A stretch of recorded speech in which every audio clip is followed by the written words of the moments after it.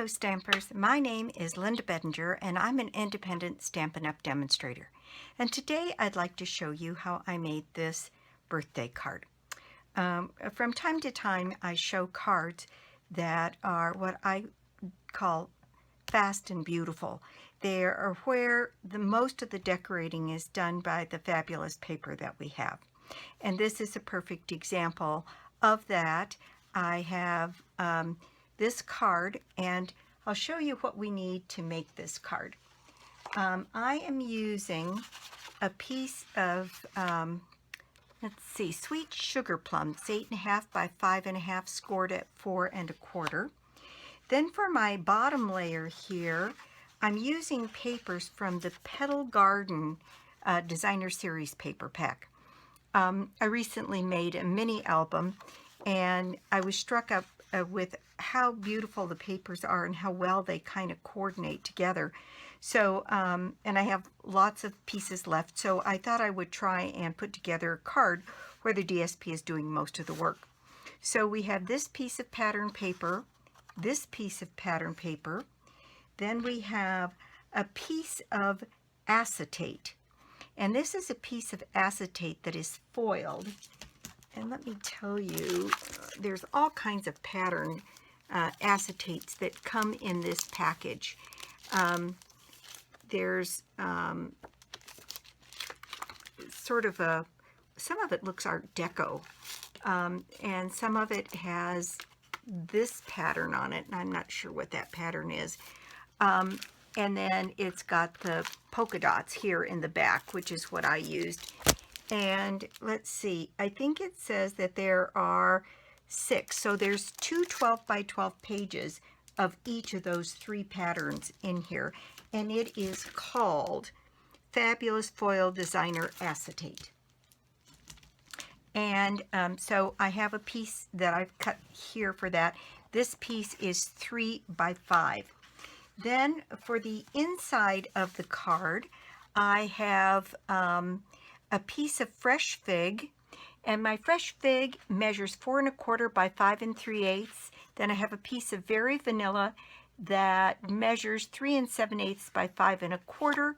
And then we need a piece of scrap Very Vanilla that measures at least 3 3/4 by 4 1/4. So a pretty good sized piece. And that is to cut out this stitched pattern, and I'll bring that up so you can see it.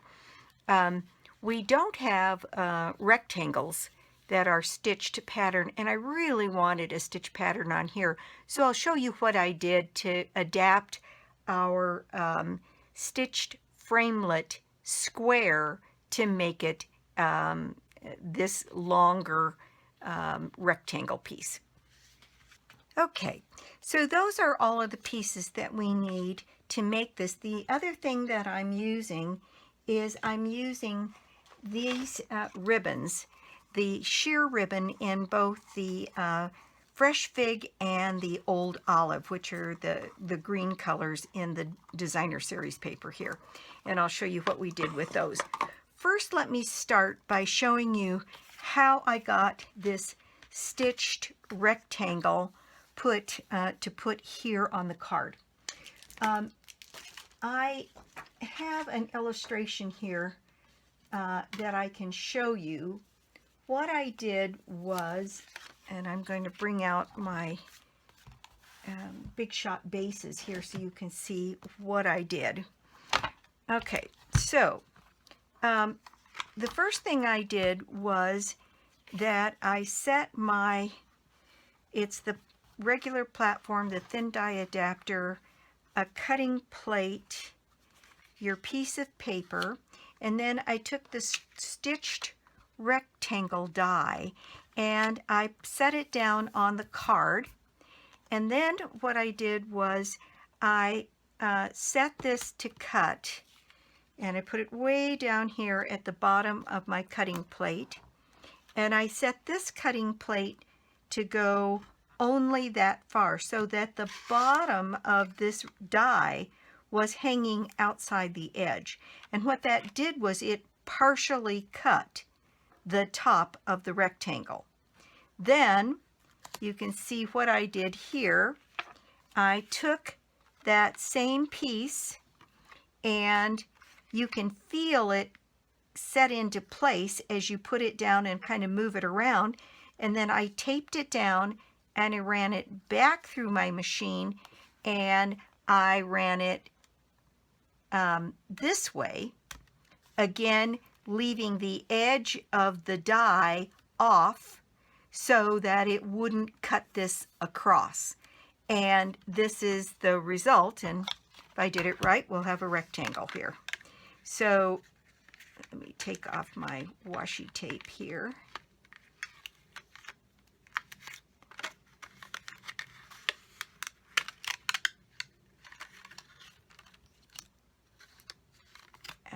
Okay, and move this piece out of the way, and then as you remove this, what you end up with is a rectangle instead of a square. And this rectangle for this that I just cut out, there's no there's no science to it. It's just a tiny bit smaller than this one, and we're just going to go ahead and use that and make it work for the card. Since we cut this piece of paper down to custom fit in there, it's no problem.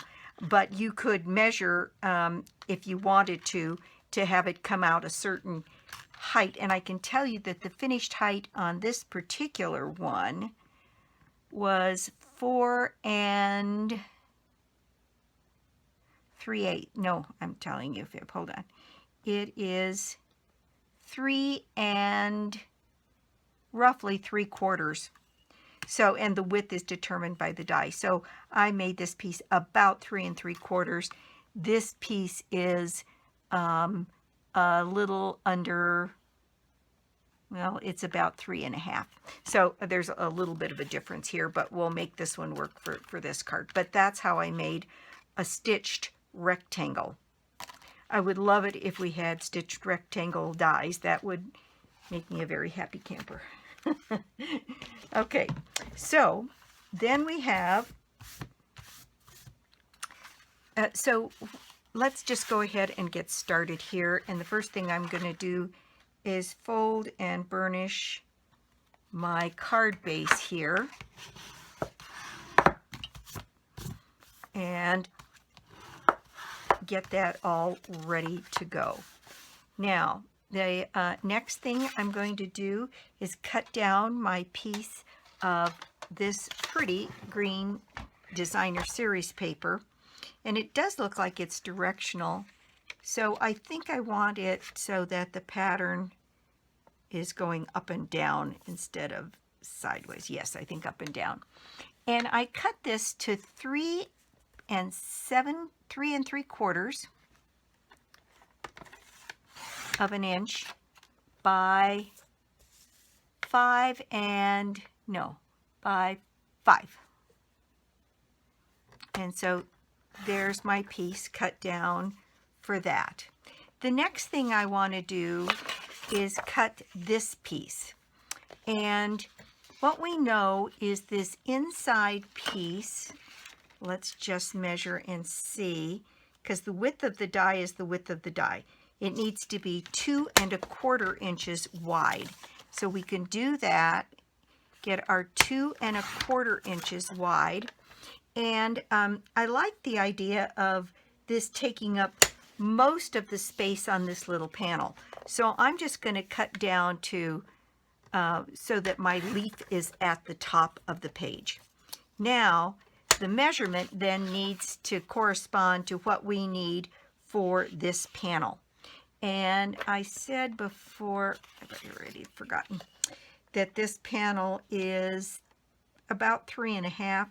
So I need this piece on the inside to be about 3 inches, maybe a smidge more. And so I'm going to set this, well, I'm going to set it a little bit higher because I can always take off more, but I can't make it longer. So let's see what that does for us in our panel. And it looks like it needs to come down another 1/8 of an inch or so. So let's see, this is currently 3 1/4. Let me take it down by 1/8 of an inch. and now it should have the same border all the way around, and it does, and that will work just fine for what we need. Okay, so that's cutting those pieces. Now the piece that I did here with the ribbon is really kind of fun. This ribbon is very thin, and I started to just put 3 pieces on, and I put 2 of the red or the fig and 1 green. Then I tried 2 of the green and 1 fig, and finally I decided I just needed 5 ribbons. So that needs to be, those ribbons need to be about 6 inches long, and I need 2 green for the outside and 1 for the inside. So a total of 3.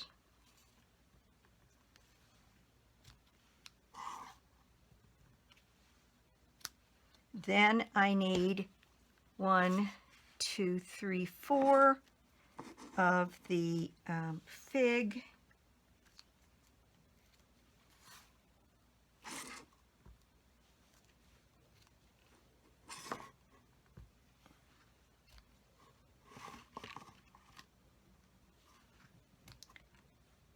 And the last thing I'll need in the ribbon is to make a bow for the outside of our card. I went ahead and put this bow on here. I wasn't at all sure. I'll make one up and then I'll decide again whether or not I really want to have it on there. So I just tied a bow, treated these 2 pieces as though they were one to make my bow.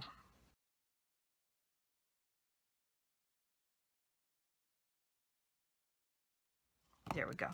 Now it's all made, and I can decide whether I want to put it on or not a little bit later. So this ribbon is going to go around this piece. So I need my silicone mat here, and I'm going to move a couple of these things out of the way here.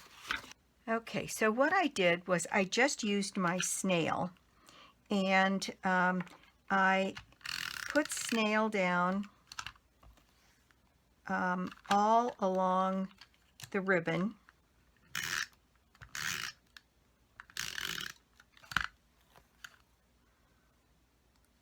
and then put it in place on the card as straight as I could get it, in about, looks to be about maybe a little bit more than ½ an inch. And then just push it down. And then I did the same thing with the green ribbon, and I just went back and forth between the 2 ribbons, and so I'll speed up the video so you can see more the end result.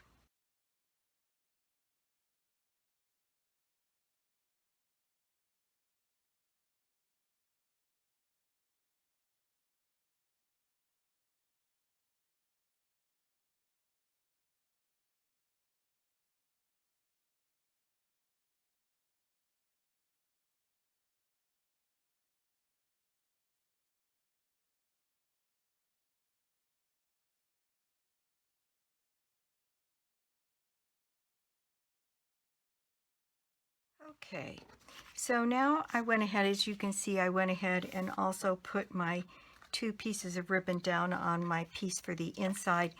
And on the back of the card here, or the paper, I just added a lot of tape runner and then just folded these over on the back of the card to keep them in place. And there we have that pretty ribbon trim, and the same thing with the inside piece. Just put down a little bit of snail and wrap that ribbon over the edge. So I'll set that aside to go for the inside here. So now we have this piece done. Now, the next thing that we're going to add to this is our piece of acetate. This acetate is very interesting. It's foiled so that it's gold on this side, but look at the reverse. It looks silver. So you can use this. It's pretty versatile. You could do it both silver and gold. I thought gold actually looked quite a bit better on this card, and adhesive does show, so you have to be very careful. But we have this nice panel that we just made that's going to cover the center of this. So once I eyeballed where that was going to be, I went ahead and added my tape runner to the inside of the acetate, knowing full well that the panel that we're going to put down is going to cover most of that. So I can add this panel, and I cut it so that it would go all the way top to the bottom and all the way over to the edge of the green, and then still leave a little bit of the ribbon showing on this side. And isn't that pretty? It just adds so much. And I don't know if you can see, the tape runner isn't terribly visible. In fact, you could probably get away with that. I don't know if you can see that or not, but it's barely visible. But we've got it so that it'll be underneath this panel, so we should be fine. So the next thing I'm going to, so it looks like I lost a little bit in there. So the next thing I was going to do is adhere this panel to my stitched frame here, and I've done that just using snail. Then I popped this piece up on dimensionals and placed it so there was a tiny little border along that side. And I realized that I didn't stamp it before I put it on. So I'm going to have to hope that I can get away with stamping this. Boy, I don't know. Maybe I can see if I can get this piece off. I might be able to. I think I can. Okay, I did intend to stamp that before we got too far. And I'm using the Happy Birthday stamp from Rose Wonder, this one right here. And I'm using the Fresh Fig ink because I didn't want to use black, and this is a nice rich color to put down here. So let me get a piece of scratch paper here and get my Happy Birthday inked up here. Yeah, I think that'll be fine. And I'm on a big pad of grid paper and my piece of my silicone mat, so I think it'll be okay here. And I'm just going to put that Happy Birthday right there next to the flowers. And there, I think that's a great image. So that's what we have for that. And let me get my piece back here and see if I can put some more snail down on this and get that put in place.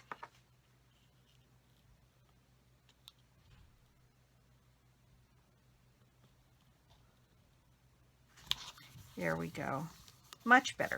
Much better to have your sentiments stamped on there before you start putting things together. Okay, so now here's my card base, and this is ready to go on here. And I just used snail to put that card base in place.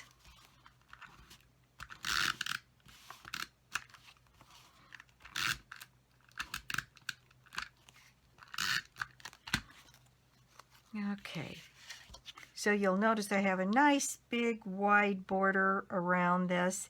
I love the contrast of the sweet sugar plum and the faded pinks in here with the fresh fig.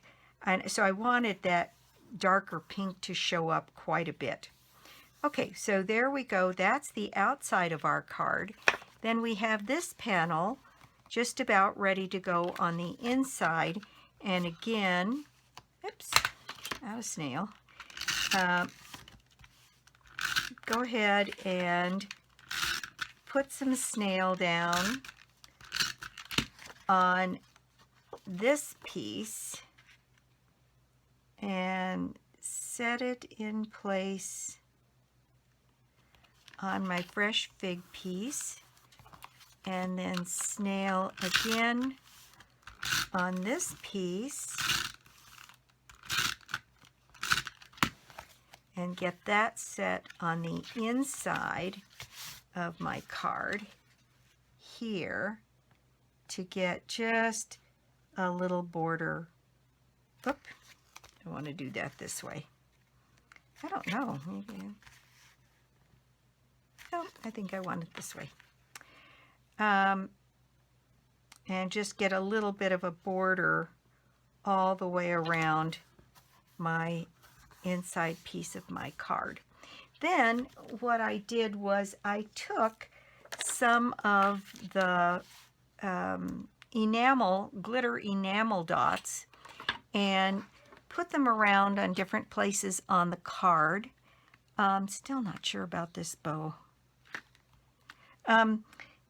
I put kind of a medium color one here and a much larger one up here, and I put a little one down here on the side. And then on the inside of the card, I added a few dots along this edge here, and I'm thinking I'm going to change that up a little bit.